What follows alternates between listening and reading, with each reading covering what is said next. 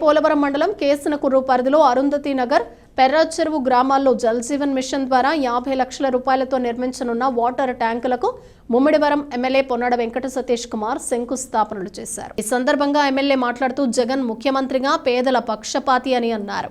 పేదల కోసం ఎన్నో సంక్షేమ పథకాలు అమలు చేశారని, మహిళల పేరు మీద అత్యధిక సంక్షేమ పథకాలు ఇచ్చి మహిళలు ఆర్థికంగా నిలదొక్కుకోవాలని సీఎం జగన్ ఆలోచన అని అన్నారు। అలాగే పెర్రాచెరువు గ్రామ అభివృద్ధి మా హయాంలోనే జరిగిందని, అలాగే మంచినీటి వాటర్ ట్యాంక్ కట్టడం వల్ల తాగునీటి సమస్య పూర్తిగా పోతుందని, కాలనీ రోడ్లు త్వరలోనే పనులు ప్రారంభిస్తామన్నారు।